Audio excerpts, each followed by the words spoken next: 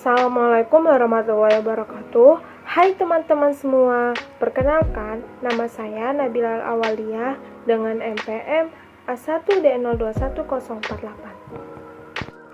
dengan dosen pengampu Dr. Muhammad Kristiawan MPD. Baiklah, materi yang akan kita bahas: 1. Latar belakang manajemen berbasis sekolah atau MBS. 2. Konsep dasar manajemen berbasis sekolah. 3. Karakteristik manajemen berbasis sekolah. Baiklah, materi pertama yang akan kita bahas yaitu mengenai latar belakang manajemen berbasis sekolah. Menurut Mulkan Sutarto, istilah manajemen berbasis sekolah merupakan terjemahan dari manajemen berbasis sekolah atau MBS. Pertama kali istilah ini muncul di Amerika Serikat ketika masyarakat mulai mempertanyakan relevansi pendidikan dengan kebutuhan dan perkembangan masyarakat setempat. Perlibatkan masyarakat agar mereka lebih memahami, membantu, dan mengelola pendidikan. Peran masyarakat sangat penting dalam pembangunan sekolah. Pendidikan dianggap berbasis masyarakat jika perencanaan pelaksanaan berada di tangan masyarakat. Berdasarkan fakta di lapangan bahwasannya penerapan manajemen berbasis sekolah atau MBS kurang berjalan efektif. Hal ini manajemen berbasis sekolah menajar peninjauan ditandai dengan kurang siapnya sumber daya manusia dalam mengelolanya sehingga tugas pokok dan fungsi berjalan secara maksimal. Selanjutnya yaitu konsep manajemen berbasis sekolah. Menurut Hadianto 2010, MBS bertujuan untuk menjadikan sekolah lebih mandiri atau memberdayakan melalui pemberian kewenangan atau otonomi, fleksibilitas sebagai yang lebih besar untuk sekolah dalam mengelola sumber daya dan mendorong partisipasi warga sekolah dan masyarakat meningkatkan mutu pendidikan. Konsep MBS merupakan kebijakan baru yang sejalan dengan paradigma desentralisasi dalam pemerintahan. Strategi yang diharapkan agar penerapan MBS dapat benar-benar meningkatkan mutu pendidikan adalah sebagai berikut. Yang pertama, menciptakan prakondisi dan kondusif untuk dapat menerapkan MBS, yakni peningkatan kapasitas dan komitmen seluruh warga sekolah. Yang kedua, membangun budaya sekolah yang demokratis, transparan dan tabel akun, serta mempersiapkan sekolah membuat laporan pertanggungjawaban untuk masyarakat.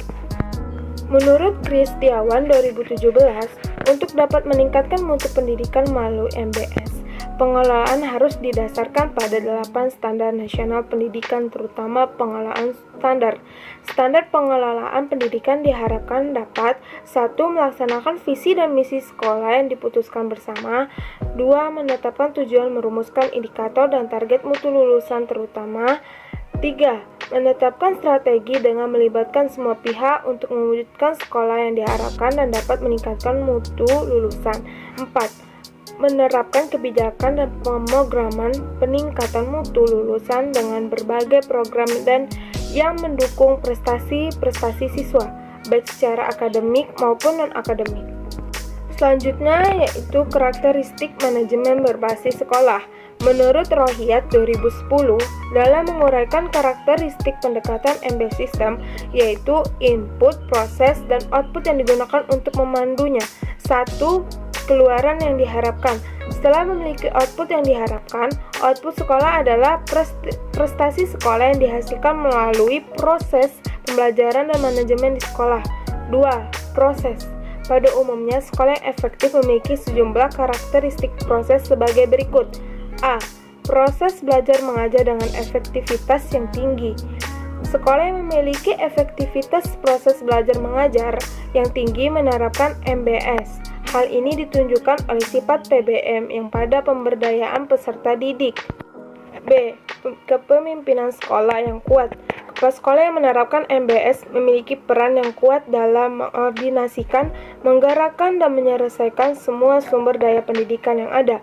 C. Lingkungan sekolah yang aman dan tertib. Dengan MBS, sekolah memiliki lingkungan sekolah yang aman dan tertib. Sekolah memiliki lingkungan atau iklim belajar yang aman, tertib, dan nyaman sehingga proses belajar mengajar dapat berlangsung dengan nyaman. D. Pengelolaan tenaga kependidikan yang efektif. Sekolah dengan MBS memiliki pengelolaan tenaga kependidikan yang efektif. Tenaga kependidikan, terutama guru, merupakan jiwa dari sekolah. Sekolah memiliki budaya mutu. Sekolah MBS memiliki budaya mutu yang memiliki elemen-elemen sebagai berikut. A. Kualitas informasi harus digunakan untuk perbaikan. B. Hak harus dibatasi pada tanggungan. C. Hasil harus dibuktikan penghargaan atau sanksi. D. Kolaborasi dan sinergi, bukan kompetisi, harus menjadi dasar untuk kerjasama. F. Sekolah memiliki teamwork yang kompak, cerdas, dan dinamis. Dengan MBS, sekolah memiliki teamwork. Kerja tim merupakan karakteristik yang dibentuk oleh MBS, karena output pendidikan merupakan hasil kolektif warga sekolah, bukan hasil individu. Yang G. Sekolah memiliki kewenangan atau kemandirian.